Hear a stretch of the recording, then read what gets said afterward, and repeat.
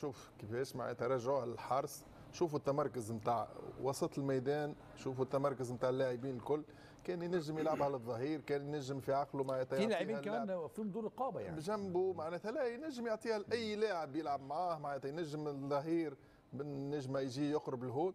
هون لما تفتك الكوره، شوف الاربعه ولا خمسه كان وقفوا الكوره لو يرجع شويه، ثم لو يرجع شويه للخلف.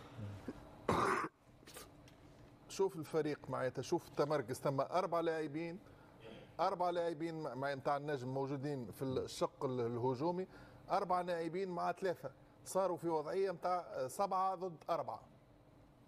طيب يعني في البدايه كان في لاعب من النجم اصلا لمس الكره كمان، هو ما قدرش يسيطر عليها كمان لاعب فريق النجم في وسط الملعب. لكن انت معناتها كي تعطي تمريره بالقوه هذيك ولا تسديده ولا تشتيته بالقوه هذيك، معناتها اللاعب ما ينجمش يسوي عليها. طيب مش فيه.